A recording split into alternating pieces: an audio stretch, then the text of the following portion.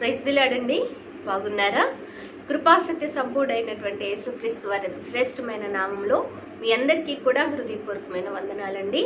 ఈ యొక్క ఉదయకాల సమయంలో గడిచిన దినాల్లో మనము కొన్ని విషయాలు ధ్యానం చేసుకుంటూ వచ్చాం. అరణ్యంలో సిలువ అనేటటువంటి విషయం, తూర్పు దిక్కున ఉన్నటువంటి 3 గోత్రాల గురించి మనము ధ్యానం చేశాము. యూదా, ఇస్సాకారు, జెబూలూను గోత్రాలు. అలాగే ఈరోజు పడమటి దిక్కున ఉన్నటువంటి 3 గోత్రాల గురించి మనం జ్ఞాపకం చేసుకున్నాము. దాంట్లో మొదటి గోత్రమైనటువంటి ఎఫ్రాయిము గోత్రమును గురించి మనము ధ్యానం చేద్దాం. ఎఫ్రాయిము, మనష్య, బెన్యామీను. దేవునికి స్తోత్రం, హల్లెలూయా.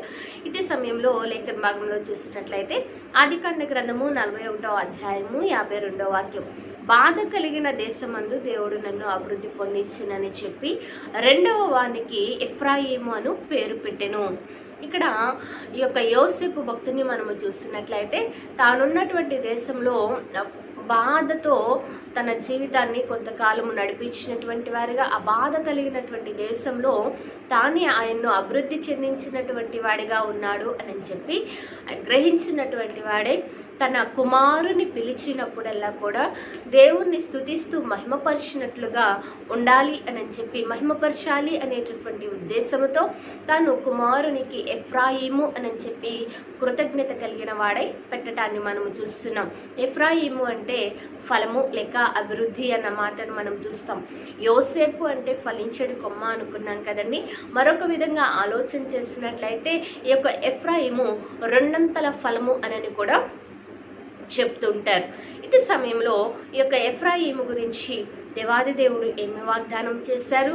అంత మాత్రమే కాదు, యాకోబు భక్తుడు తన గోత్రాల గురించి, తన బిడల గురించి ఎటువంటి దీవెనలు ఇచ్చారు అనేటటువంటి విషయం జ్ఞాపకము చేసుకుని, ఎఫ్రాయిము జీవితంలో ఏమి నేర్చుకునకూడదో, ఏమి చేయకూడదో వాటిని విడిచిపెట్టి దేవుడిచ్చినటువంటి వాగ్దానాన్ని స్వతంత్రించుకునేటటువంటి వారిగా మనం ఉండాలి అని చెప్పి లేఖనంలో నుంచి మనకు అర్థమవుతూ వస్తున్నది.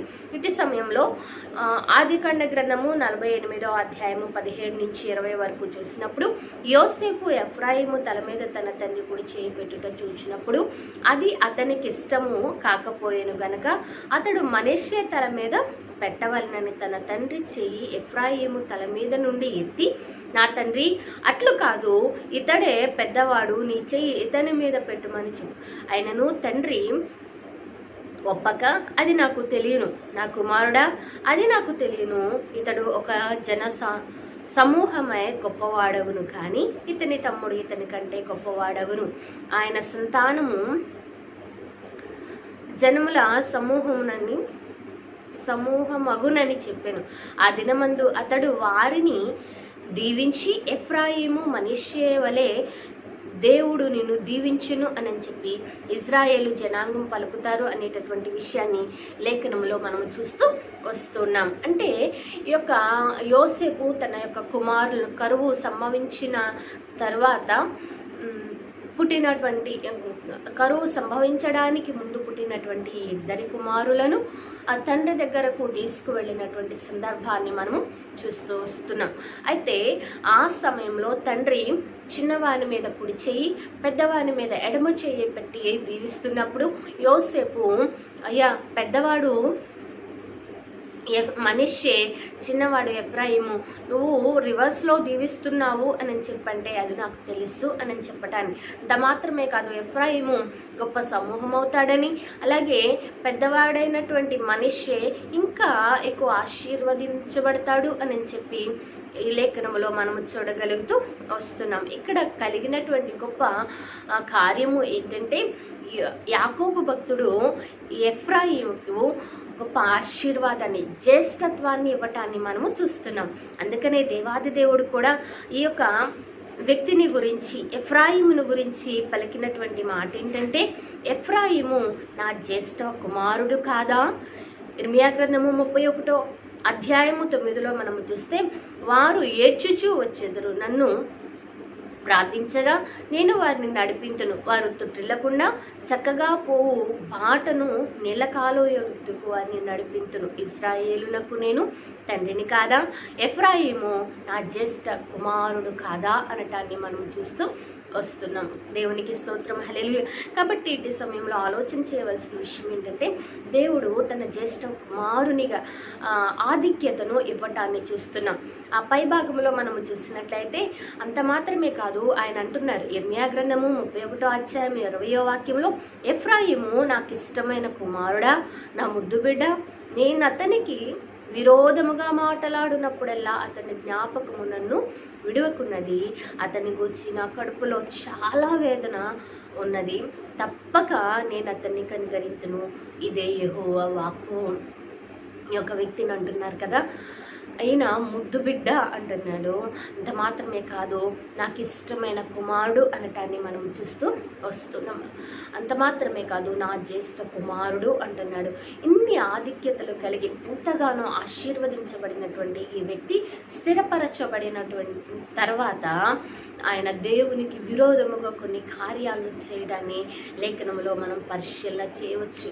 ఆ విషయాలను జ్ఞాపకము చేసుకున్నప్పుడు, నేను నా కుమారుని ఎంతగానో ప్రేమించాను, నా జ్యేష్ఠత్వాన్ని నేను ఇచ్చాను, అంత మాత్రమే కాదు, నా కుమారుని నాకు ఇష్టమైన వాడిగా నేను చూసుకుంటూ వచ్చానే అని చెప్పి ఆయన బాధపడటాన్ని మనం చూస్తూ వస్తున్నాం.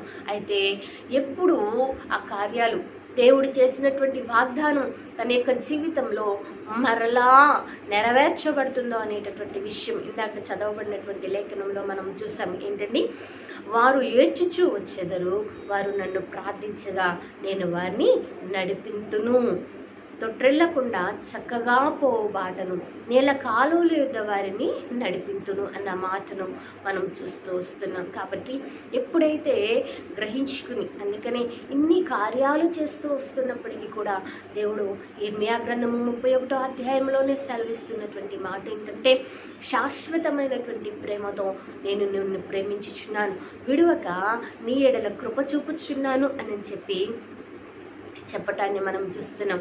ఇక్కడ చూస్తున్నట్లయితే తప్పిపోయినటువంటి కుమారుడుగా ఉన్నాడు. జ్యేష్ఠ కుమారుడే కానీ తప్పిపోయాడు, ఇష్టమైన కుమారుడే కానీ తప్పిపోయాడు, ముద్దు బిడ్డే కానీ తప్పిపోయాడు. అయినప్పటికీ కూడా ఆయన అంటున్నాడు, నేను శాశ్వతమైనటువంటి ప్రేమతో ప్రేమిస్తున్నాను, విడవక నీ ఎడల కృప చూపుచున్నాను. అందుకని లోకాసు వార్తలో మనం చూసినట్లయితే తప్పిపోయిన కుమారుల ఉపమానం మనకు కనబడుతూ వస్తుంటుంది. దేవునికి స్తోత్రం, హల్లెలూయా. ఇక్కడ చిన్న కుమారుడు బయటకు వెళ్ళిపోయాడు, కానీ తనకు బుద్ధి వచ్చినప్పుడు తను తిరిగి దేవుని సన్నిధికి రావటాన్ని మనం చూస్తూ వస్తున్నాం. అయితే రెండో పెద్ద కుమారుడు ఇంటిలోనే ఉన్నాడు, కానీ తన తమ్ముడు తిరిగి వచ్చినప్పుడు అతనికి విందు చేస్తూ ఆ సంతోషాన్ని వెళ్ళగక్కుతూ ఉన్నప్పుడు, నేను ఇన్ని సంవత్సరాల నుంచి నీతోనే ఉన్నాను కదా, నాకు ఎప్పుడైనా ఇవేమన్నా చేసావా అని చెప్పి తన లోపల అసూయపడటాన్ని మనం చూస్తున్నాం. అంటే ఇక్కడ రెండు విషయాలు మనకు కనబడుతుంది. బహిరంగంగా పాపం చేసి తప్పిపోయినటువంటి వ్యక్తి, రెండవది అంతరంగంలో పాపము చేసి తప్పిపోయినటువంటి కుమారుడు కదండి. చిన్న కుమారుడేమో లోకము, లోక ఆశలు, లోక స్నేహాలు, లోక విషయాల్లో ఆయన పారిపోయినట్టు, వెళ్ళిపోయినట్టు, తప్పిపోయినట్టు మనం చూస్తున్నాం. అయితే అతను బుద్ధి తెచ్చుకున్నాడు, తండ్రి దగ్గరకు వచ్చాడు, తండ్రితో సహవాసము చేయాలని చెప్పి తనను తాను సిద్ధపరచుకున్నటువంటి వ్యక్తిగా మనకు కనబడుతూ వస్తూ ఉన్నాడు.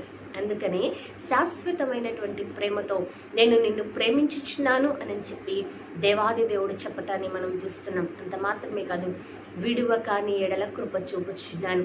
ఈ యొక్క పెద్ద కుమారుడు ఇంట్లోనే ఉన్నాడు, కానీ అర్హత లేనటువంటి వాడిగా, లేకపోతే తన తండ్రి ప్రేమను గ్రహించినటువంటి వాడిగా, తండ్రి ఔన్నత్యాన్ని గ్రహించినటువంటి వాడిగా, తండ్రి ఆధిక్యతను గ్రహించినటువంటి వాడిగా ఉంటున్నప్పటికీ కూడా కృపను చూపిస్తూ రావటాన్ని మనం చూస్తున్నాం. ఈ యొక్క వచనంలో ఎంత గొప్ప విషయం మనకు అర్థమవుతుందో కదండి. ఆయన కృప చూపుతున్నాడు. అందుకనే అర్హత లేని మన యొక్క జీవితాల్లో, నిజంగా నా యొక్క జీవితంలో అయితే దేవుని సన్నిధిన చేరి ఆయన అబ్బా తండ్రి మొర్ర పెట్టడానికి, ఏమాత్రం ఆయన పేరు ఉచ్చరించడానికి కూడా నాకు అర్హత లేని నా జీవితంలో ఆయన కృపే ఆయన సన్నిధిలో ఈ విధంగా నిలవబెట్టడాన్ని చూస్తూ వస్తున్నాం. అందుకని వెదకని వారికి దొరికి తిని అన్నమాట, ఉచితంగా మీరు రక్షింపబడ్డారు అన్న మాటను లేఖనంలో మనము చూస్తున్నాం. ఆయన తన అపారమైనటువంటి ప్రేమను, కృపను నా ఎడల చూపించి తన రక్షణ భాగ్యాన్ని ఇచ్చి ఈ విధంగా మీ ముందు నిలవబెట్టుకుంటూ వచ్చిన్నారు. అయితే ఇట్టి సమయంలో మనము చూస్తున్నట్లయితే యాకోబు కుమారుల్లో మనం చూస్తున్నట్లయితే ఎఫ్రాయిము కుమారుడు జ్యేష్ఠుడుగా ఉంటున్నాడు, ఆశీర్వదించబడిన వాడిగా ఉంటున్నాడు, దేవునికి ఇష్టమైనటువంటి కుమారుడుగా ఉంటున్నాడు. కానీ ఆ ఆధిక్యతను కోల్పోయి దేవుని బాధ పెట్టాడంటండి. అందుకని వాక్యంలో చెప్పబడినట్లుగా మనము చూస్తున్నట్లయితే ఆయన అంటున్నాడు, తన గురించి జ్ఞాపకము చేసుకున్నప్పుడల్లా కూడా నా కడుపులో వేదన కలుగుచున్నది. మన బిడ్డలను చూసినప్పుడు మనకు సంతోషంగా ఉండాలి అని చెప్పి, వారు గొప్పవారిగా ఉండాలి అని చెప్పి, వారి గురించి ఇతరులకు నా కుమారుడు ఇది అని చెప్పి ఉన్నతంగా చెప్పుకోవాలి అని చెప్పి తల్లిదండ్రులు ఎంతగానో ఆశపడుతూ ఉంటారు. వారి బిడ్డలకు ఎక్కువ ఉన్నతమైన ఆశీర్వాదకరమైన స్థితిలో ఉండాలని తల్లిదండ్రులు వారి పడిన కష్టము బిడ్డలు పడకూడదు అని చెప్పి కోరుకుంటూ ఉంటారు.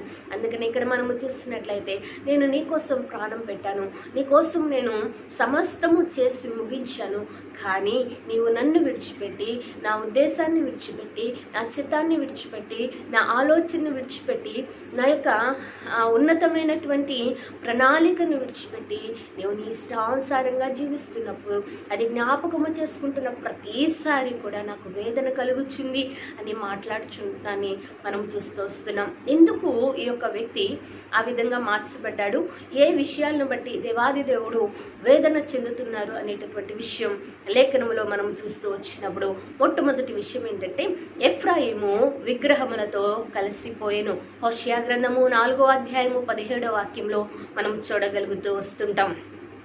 మొట్టమొదటి ఆజ్ఞ ఏంటంటే, నిర్గమాకాండము 20వ అధ్యాయము 1 నుంచి 4 వరకు మనము చూస్తే, నీ దేవుడైన యెహోవాను నేనే, నేను దాసుల గృహమైన ఐగుప్తులో నుండి నిన్ను వెలుపలికి రప్పించి, నేను తప్ప వేరొక దేవుడు నీకు ఉండకూడదు, పైన ఆకాశం అందే కానీ, క్రింద భూమి ఎందే కానీ, భూమి కింద నీళ్ళ ఎందే కానీ దేని రూపమునైనను విగ్రహమునైనను నీవు చేసుకొనకూడదు, వాటికి సాగిలపడకూడదు, వాటిని పూజింపకూడదు అని చెప్పి మోషే భక్తుని ద్వారా ధర్మశాస్త్రాన్ని ఇచ్చినప్పుడు, 10 ఆజ్ఞలను ఇచ్చినప్పుడు మొట్టమొదటి ఆజ్ఞ అది ఈ విగ్రహముల జోలికి వెళ్ళకూడదు అని చెప్పి చూస్తున్నాం. అయితే మొట్టమొదటి ఆజ్ఞని ఆయన అతిక్రమించినటువంటి వాడిగా, దేవుని బాధ పెట్టినటువంటి వాడిగా ఉండటాన్ని మనము చూస్తూ వస్తున్నాం. ఇటు సమయంలో దేవుని వాక్యంలో మనము చూస్తున్నట్లయితే కొరింథీయులకు రాసినటువంటి 2వ పత్రిక 6:15-16 వాక్యాల్లో కూడా చూస్తే, క్రీస్తునకు బెలియాలితో ఏమి సంబంధము? అవిశ్వాసితో విశ్వాసికి పాలెక్కడ? దేవుని ఆలయమునకు విగ్రహములతో ఏమి పొందిక? మనము జీవము గల దేవుని ఆలయమై ఉన్నాము. దేవునికి స్తోత్రం, హల్లెలూయా. ఇక్కడ నీవే నా ఆలయముగా ఉన్నావు, నీవే నేను నివసించినటువంటి నివాస యోగ్యమైనటువంటి స్థలముగా నేను నిన్ను ఏర్పరచుకుని నీలో నివసించాలి అని చెప్పి నేను ఆలోచన చేస్తే, నీలో ఉండి ప్రజలకు నా యొక్క మహిమను లేక నా యొక్క గొప్పతనాన్ని, నా యొక్క ఔన్నత్యాన్ని నేను తెలియపరచాలి అని చెప్పి నేను కోరుకుంటూ ఉంటే, నీవు నన్ను నీలో ఉంచుకోకుండా, నీ హృదయంలో ఉంచుకోకుండా విగ్రహమును నీవు ఉంచుకుంటూ వచ్చావు. ఐగుప్తు దేశంలో నుంచి రప్పించిన నన్ను విడిచిపెట్టావు. దేవుని వాక్యాన్ని, మొట్టమొదటి ఆజ్ఞను అతిక్రమించినటువంటి వాడిగా ఉన్నావు అని చెప్పి దేవాది దేవుడు బాధపడటాన్ని మనం చూస్తున్నాం. ఈనాటి దినాల్లో మనం ఆలోచన చేస్తున్నట్లయితే, దేవుని సన్నిధికి వస్తూనే, ప్రార్థన చేస్తూనే, ఎన్నో సంవత్సరాల ఎక్స్పీరియన్స్ ఉంటూనే దేవునికి విరోధంగా లేకపోతే దేవుని కన్నా ఎక్కువ దేనిని ప్రేమించినప్పటికీ అది మన యొక్క జీవితాల్లో విగ్రహంగానే మార్చబడుతుంది. అది ధనమైనా కావచ్చు, బిడ్డలైనా కావచ్చు, కుటుంబం వ్యవస్థ అయినా కావచ్చు, లేకపోతే పదవైనా కావచ్చు, ఉద్యోగమైనా కావచ్చు, బంధు బలగమైనా కావచ్చు, దేవుని కన్నా వాటికి ఎక్కువ ప్రాధాన్యత ఇస్తే మనము కూడా విగ్రహములకు ప్రాధాన్యత ఇచ్చినటువంటి వారమే అనేటటువంటి విషయం ఈ ఉదయకాల సమయంలో మనము జ్ఞాపకము చేసుకోవాలి. దేవునికి స్తోత్రం, హల్లెలూయా. రెండో విషయాన్ని మనం ఆలోచన చేస్తున్నట్లయితే, ఈ యొక్క వ్యక్తి ఏ విషయంలో వేదన కలుగచేస్తాడు అంటే, ఎఫ్రాయిము అన్యులతో కలిసిపోయాను. హోషేయ గ్రంథము 7వ అధ్యాయము 8వ వాక్యం, దేవుడు మనల్ని ఈ లోకంలో నుంచి వేరు అయి బ్రతకాలి అని చెప్పి ఆయన కోరుకుంటూ వస్తున్నాడు. అంటే ఈ లోకంలో జీవించకూడదా అని కాదు, కానీ ఈ లోకంలో ఉన్నటువంటి కొన్ని విషయాలు, దేవునికి ఇష్టం లేనటువంటి వాటిని విడిచిపెట్టి మనం దేవునికి సమీపస్తులంగా మార్చబడాలి. యాకోబు పత్రిక 4వ అధ్యాయం 4వ వాక్యంలో మనం చూస్తే, ఈ లోక స్నేహము దేవునితో వైరమని మీరు ఎరగరా, కాబట్టి ఎవడు ఈ లోకముతో స్నేహము చేయగోరునో వాడు దేవునికి శత్రువగును. ఏంటంటండి, లోకంతో స్నేహం చేస్తే దేవునికే మనం శత్రువులుగా చేయబడతామంట. అందుకని లోకంతో స్నేహము చేయకండి. అదేంటి, లోకంతో స్నేహం చేయకుండా లోకంలో ఎలా ఉండగలుగుతాము అని అంటే, ఈ లోకంలో ఉన్నది ఏంటో దేవాది దేవుడు లేఖనంలో సెలవిస్తున్నాడు. యోహాను మొదటి పత్రిక 2వ అధ్యాయం 15 నుంచి 17 వరకు చూస్తే, లోకంలో ఉన్న వాటినైనను ప్రేమింపకుడి, ఎవడైనను లోకమును ప్రేమించిన ఎడల తండ్రి ప్రేమ వానిలో ఉండదు. లోకములో ఉన్నదంతయు అనగా శరీరాశయు, నేత్రాశయు, జీవపుడమము తండ్రి వలన పుట్టినవి కావు, అవి లోక సంబంధమైనవే. లోకమును దాని ఆశలు గతించిపోవచ్చున్నవి, కానీ దేవుని చిత్తమును జరిగించువాడు నిరంతరము నిలుచును అన్న మాటను మనము చూస్తూ వస్తున్నాం. దేవునికి స్తోత్రం, హల్లెలూయా.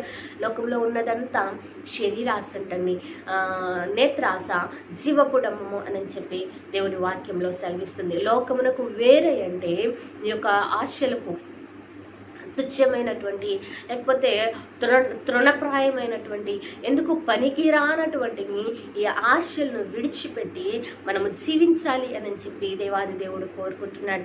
అట్టి విధంగా జీవించినప్పుడు దేవుని చిత్తము జరిగించిన వాడు లోకాన్ని విడిచిపెడితే దేవుని చిత్తం. దేవుని వాక్యంలో మనము చూస్తే తెస్సలోనిక రాసిన మొదటి పత్రిక 5:16లో మనము చూస్తాము, ప్రతి విషయమునందును కృతజ్ఞతాస్తుతులు చెల్లించుడి, ఇలాగూ చేయుట యేసుక్రీస్తు నందు మీ విషయంలో దేవుని చిత్తము. ఆయనకు ఒక దేవుడిచ్చినటువంటి ఆధిక్యతను బట్టి, తన జ్యేష్ఠత్వాన్ని బట్టి, దేవునికి ముద్దు బిడ్డగా ఉండటాన్ని బట్టి, దేవునికి ఇష్టమైనటువంటి బిడ్డగా ఉండటాన్ని బట్టి, తన చిన్న కుమారుడుగా ఉండవలసినటువంటి తన యొక్క జీవితంలో మొదటి స్థానాన్ని ఇచ్చారు అనేటటువంటి కృతజ్ఞత, కానీ ఇన్ని ఆశీర్వాదాలు నా జీవితంలో ఇచ్చారు అనేటటువంటి కృతజ్ఞత లేనటువంటి వాడే దేవుని చిత్తానికి విరోధంగా లోకములో లోకాశతో, లోక శరీర, నేత్ర, జీవపు డంబములతో ఆయన నింపబడ్డాన్ని మనం చూస్తున్నాం. అందుకని అన్యులతో కలిసిపోయి అన్య సాంప్రదాయాలు, అన్య పద్ధతులు, అన్య ఆచారాలు, అన్య తలంపులతో వారితో చేరి జీవించడాన్ని దేవాది దేవుడు చూసినప్పుడు తన జీవితాన్ని బట్టి ఎంతగానో వేదన చెందారు అని చెప్పి లేఖనంలో మనకు అర్థమవుతూ వస్తున్నది. ఈ సమయంలో మనం ఆలోచించేద్దాం, మనం ఏ విషయాలకు పాలు పంపులు పొందుతున్నాం? ఈ లోక సంబంధమైనటువంటి శరీర ఆశలకు మనం ప్రాధాన్యత ఇస్తున్నామా? నేత్రాశకు ప్రాధాన్యత ఇస్తున్నామా? జీవపు డమ్మముని ఇక్కడే ఉండిపోయి ఏదో సంపాదించుకుని ఇక్కడే ఏలుబడి చేయాలి అనేటటువంటి జీవపు డమ్మముతో నిండిపోయినటువంటి వారిగా ఉంటున్నామేమో ఈ యొక్క ఉదయకాల సమయంలో పరిశీలన చేసుకుందాం. ఇంకొక మాటను చెప్పి నేను లేఖనాన్ని ముగిస్తాను. మొత్తం 6 విషయాలు ఉన్నాయి, మిగతా 3 విషయాలు ఒకసారి మనము ధ్యానం చేద్దాం. రెండవది మనము చూసినట్లయితే, మూడవది మనం చూస్తే, ఎఫ్రాయిము ఎవరిను తిప్పివేయని అప్పము వంటి వాడ ఆయన. హోషియా గ్రంథము 7వ అధ్యాయము 8వ వాక్యంలో మనము చూడగలుగుతాం. ఈ యొక్క అప్పము ఒకవైపు మనం చూస్తే సరిగ్గా ఉడకలేదు, రెండో వైపు ఏమో మాడిపోయినటువంటి పరిస్థితి. ఒకవైపు మంచిగా అసలు ఉడకలేదనుకోండి, దాన్ని ఉడికించుకుని తినే అవకాశం ఉంటుంది, లేకపోతే కాల్చుకుని తినేటటువంటి అవకాశం ఉంటుంది. అయితే ఇక్కడ ఎటు కానటువంటి పరిస్థితిని మనము చూస్తున్నాం. ఒక పక్క ఉడకకుండా అది తినటానికి పనికిరాదు, ఇంకో పక్క మాడిపోయి తినడానికి కూడా పనికిరానటువంటి కొన్ని తిప్పివేయడానికి కూడా, కొన్నిసార్లు తిప్పడానికి కూడా రానటువంటి విధంగా ఇంట్లో వంట చేస్తున్నటువంటి సందర్భాల్లో దోశలు కానీ మనం చూస్తూ వస్తుంటాం. ఇక్కడ మనం చూసినట్లయితే ఈ యొక్క వ్యక్తి యొక్క మనస్తత్వము ఆ విధంగా, అంటే ఎవరికి ఉపయోగము లేనటువంటి వాడిగా ఉన్నాడు అనేటటువంటిది మనకు అర్థమవుతుంది. రాజుల మొదటి గ్రంథము 18వ అధ్యాయము 21లో మనము చూస్తే ఏలియా భక్తుడు కూడా ఇక్కడ అంటున్నాడు, ఎన్నాళ్ళ మట్టుకు మీరు 2 తలంపుల మధ్య ఉంటారు? ఎన్నాళ్ళ మట్టుకు, ఆ మాటను చదువుకుందాం చూడండి. ఏలియా జనులందరి దగ్గరకు వచ్చి ఇన్నాళ్ల మట్టుకు మీరు రెండు తలంపుల మధ్య తడబడుచుందురు. యెహోవా దేవుడైతే ఆయన్ను అనుసరించుడి, బయలు దేవుడైతే వాణ్ణి అనుసరించుడని ప్రకటన చేయగా జనులు అతనికి ప్రత్యుత్తరముగా ఒక మాటైనను పలుకకపోయిరి. నేడు అనేకులు ఒక స్థిరత లేనటువంటి భక్తిని, లోకంలో ఉన్నటువంటి వాటికి పాలు పంపులు పొందుతూ, అలాగే దేవుని సన్నిధిలో పాలు పంపులు పొందేటటువంటి స్థితిని మనము చూస్తూ వస్తున్నాం. అందుకని దేవాది దేవుడు అంటున్నాడు, యెషయా గ్రంథము 29వ అధ్యాయము 13వ వాక్యంలో, ఈ మనుష్యులు నోటి మాటలతో నా యొద్దకు వచ్చుచున్నారు, పెదవులతో నన్ను కనపరుచుచున్నారు, కానీ తమ హృదయమును నాకు దూరము చేసుకుని ఉన్నారు. వారు నా ఎడల చూపు భయభక్తులు మానవుల విధులను బట్టి వారు నేర్చుకునినవి. అంటే ఈ రోజు ఇలా చేయాలి, ఈ ఆదివారం ఇలా వెళ్ళాలి, లేకపోతే 6 దినాలు పనిచేసి 7వ దినం దేవుని సన్నిధిలో ఉండాలి అనేటటువంటి ఆజ్ఞ, ఫలానా రోజు ఉపవాసం ఉండాలి. అందుకనే సుంకరి పరిచయని జీవితంలో మనం చూస్తే ప్రార్థన చేస్తున్నప్పుడు ఈ సుంకరి వలె నేను లేను అని చెప్పి తాను హెచ్చించుకుంటూ తన భక్తిని దేవుని ముందు కనపరుచుకోవటానికి, దేవుని దృష్టికి, అలాగే మనుషుని యొక్క అంతరంగము దేవునికి మరుగై ఉండలేదు, కానీ దేవునికే తన యొక్క భక్తిని, లేకపోతే